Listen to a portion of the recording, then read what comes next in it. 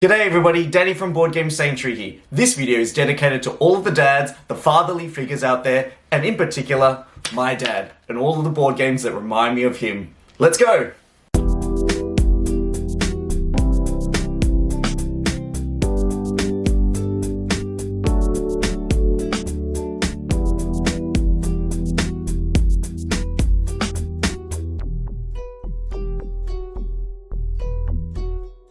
I thought I'd take a little bit of a different angle with this Talking Sanctuary video topic, where I'd showcase some board games that remind me of my dad and the relationship that we have. And I thought that I'd share it with you guys, just so you can see kind of where I come from and where I get some of my inspiration from as well. So to start us off, I thought I'd share a picture of my dad with you, and basically there's my dad and there's me. This is us at the Snake Temple in Penang. My dad and I often travel together.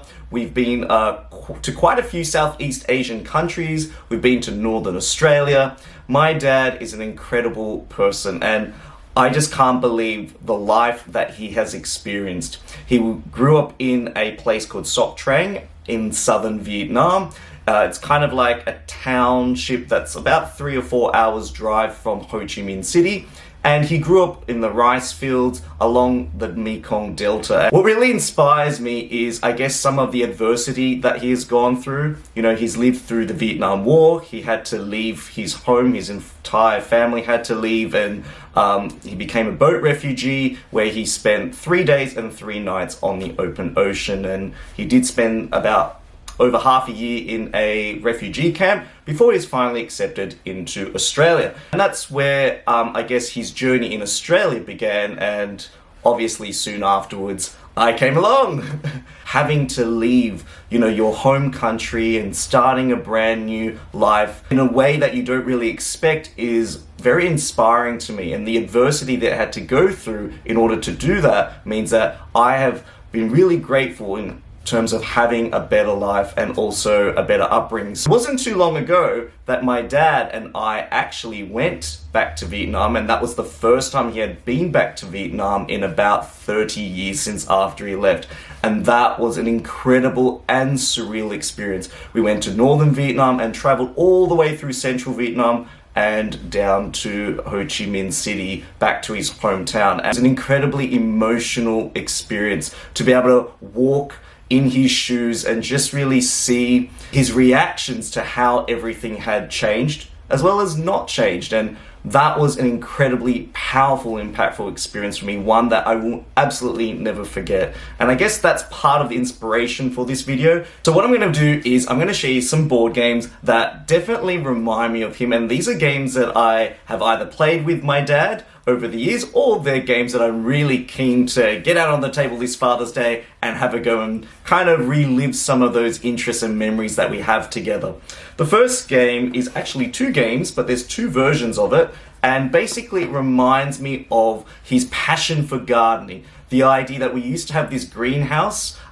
It's not really as glorious as it sounds, but basically he used to keep succulents, he used to have orchids in there, and he used to always share with me different ways to care and really look after plants. And I think that was something that I didn't really understand how important it was until I had my own place. And I love Herbaceous because it's a simple game where you're collecting certain types of herbs, you're potting them and scoring points for them. And you've got 2 little gardens, you've got a private garden and a public garden, and you kind of have to time when you're going to gather those herbs that you want and pot them. With Herbaceous Sprouts, it's kind of like a dice version of the game, where basically you are drafting dice and then using the face-up herbs on the dice and planting them in a garden. It's kind of a competitive version of it where you're really just trying to put the right combination of herbs into the garden, get those points before other players do, and slowly the herbaceous garden fills up and you can use different tools to try and maneuver and leverage your way through the game.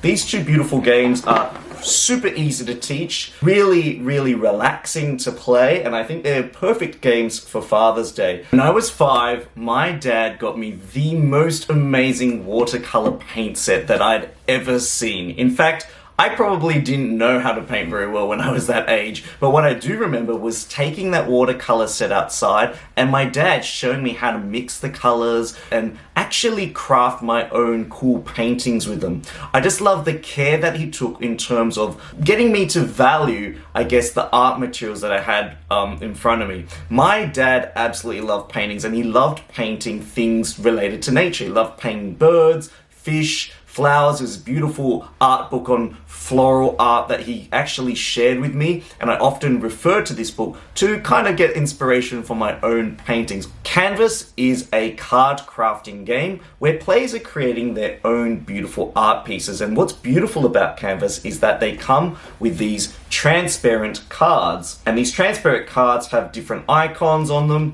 and different illustrations, and then the idea is you put those transparent cards inside these little backgrounds, and then what you can do is when you lay the cards on top of each other, you can create different combinations of symbols and different combinations of art. And this is such a beautiful game that's quite simple to teach and easy to get into, that I know that my dad will absolutely love, and here's one that I crafted earlier. Basically what you're trying to do is you're trying to get the right combination of symbols down at the bottom of your card to match a certain number of objectives that are laid out each and every game. Those objective cards do change. I love the meanderingness that this game has. One where you're kind of appreciating the combination of art and trying to piece it all together, but also the interesting scoring mechanisms and the drafting mechanic play. One of the fondest memories that I have with my dad in terms of board gaming is the time he taught me how to play Chinese chess. And if you've played regular chess, Chinese chess has some similarities to it, but it also has some marketable differences. Now, the version of Chinese chess we had was one that came in this beautiful wooden box, and the board itself actually wasn't made of cardboard. It was actually made of paper with red line printing.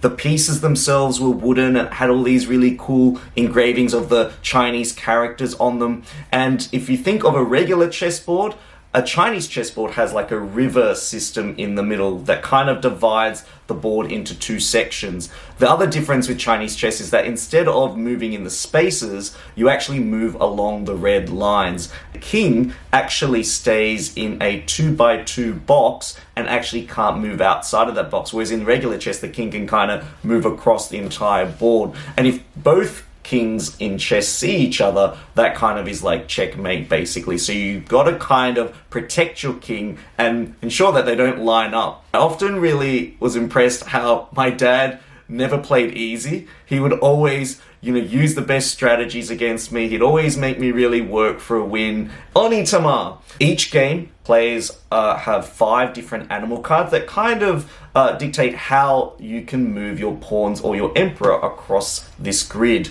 And basically, each time you take a card, so players will always have 2 animal cards in front of them.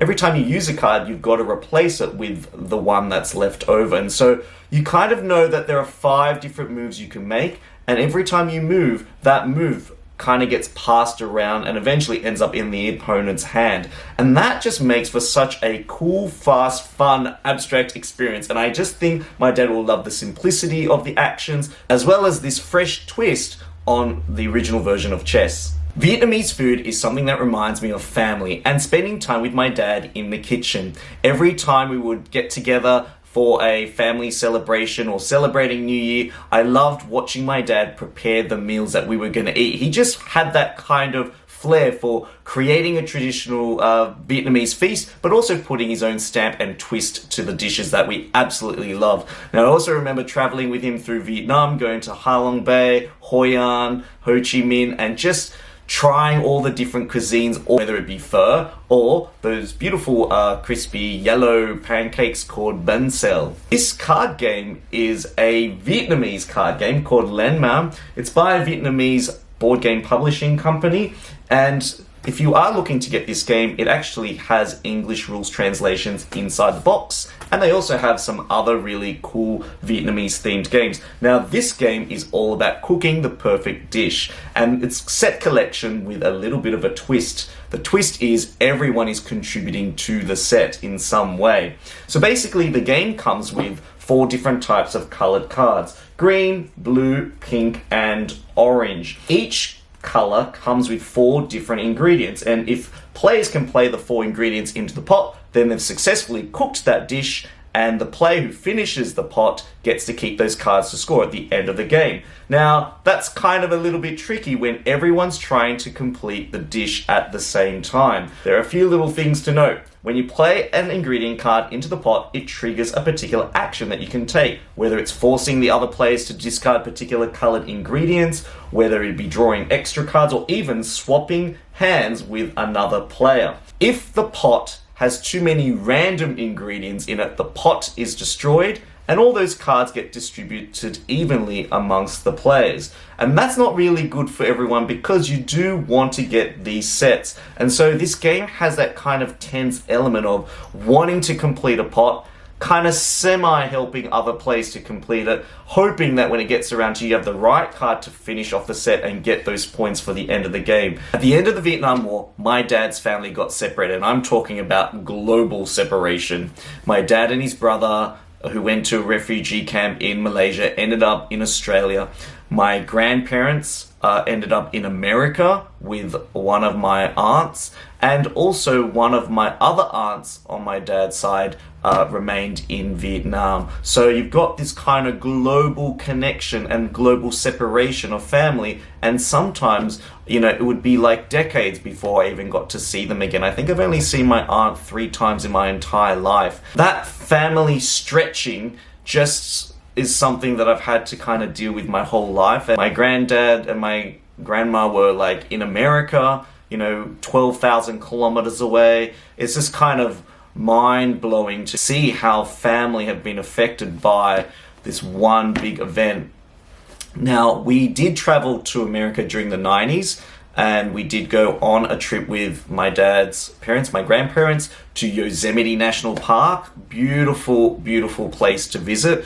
I love the Californian trees and how big the trunks of those trees were. And I remember just going bushwalking and seeing the Half Dome, and doing that with my grandparents was something that I'll absolutely never forget. And my grandparents are no longer around, and I know that thinking back, I just really loved the idea of bushwalking with my dad, and I know that I've done heaps of trails with my dad and just seeing the sights of America, and that just reminded me of this game, Parks, where you get to kind of traverse the 50 national parks, or 50 famous national parks in America. He has a strong connection with nature. You know, ever since he was a young kid, he just loved climbing trees and exploring nature and seeing animals. I think he was going to become a veterinarian at one point, actually. But Parks definitely evokes that sense of bushwalking and appreciating nature. I love how players are moving their hikers up the trail, collecting resources, and then trading those resources in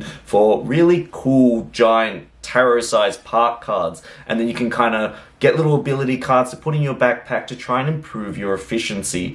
This game is just got that really great meandering feeling to it. Now, I know in the video I've been talking about how my parents are from Vietnam, but actually our family has quite a few different Southeast Asian influences. I'm part Chinese, part Vietnamese, and part Malaysian, and I know all of those cultural elements makes up who I am. As a child, I remember celebrating things like Moon Festival, Chinese New Year, and just coming together as a family, enjoying those moments together. And I remember my mum decorating the house and trying to get it ready. This game reminds me of those celebratory experiences. It is Lanterns, the Harvest Festival. And I know my dad is going to absolutely love this game because it's all about collecting beautiful lantern cards, gaining these wooden favor tokens, but also scoring for different types of combination of lanterns that you've collected and decorations that you've got.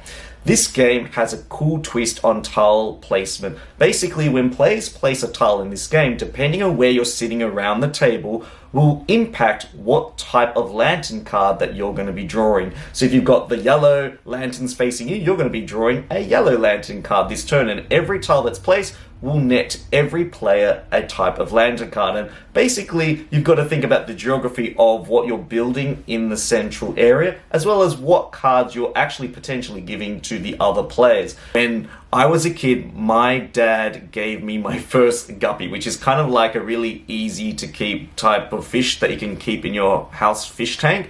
And I just loved how small this fish was, how small this tank was, and we lived in an apartment at that time where there wasn't much space for me to go out and play, and I just loved sitting and staring at that fish tank for hours, watching it kind of swim back and forth, feeding it, and kind of just sharing that experience with my dad. And my dad would tell me stories of how he would go fishing on the Mekong Delta, and I tried to envision what that actually looked like. You know, him catching frogs and having that passion for looking after animals. And I guess I've inherited that passion of his, and I think that's conveyed through a lot of the videos on this channel, which you should definitely check out.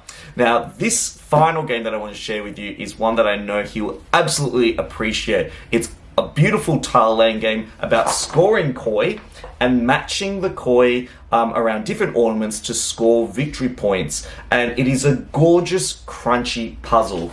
The game is super easy to teach, but it's incredibly deceptive because at first you think, oh, you just get points for putting a koi here, putting a koi there, and that's the game, right? But no, this game has some layers to it. And it's not until you actually physically play the game that you realize, wow, there is a lot of strategic thinking that has to happen in terms of how you position these tiles, checker style, and how you expand the pond. Now, the first version of Kohaku does come with these really cool transparent tiles where you can kind of look through the tiles and see as if the artwork is like looking into a real pond. I wish I had that version. This game just encapsulates, you know, the ponds that my dad and I have together and the appreciation of, you know, how he's inspired me to become the person that I have. And thank you for taking a trip with me down memory lane. I hope some of those board games have definitely piqued your interest. I know it's been a bit of an emotional experience for me to relive some of those memories, and I know that it's those raw memories that make those experiences resonate with you for the rest of your life. Now, if you really enjoyed the content in this video, please consider heading over to my Patreon page and supporting me on Patreon. I would absolutely appreciate it. Otherwise,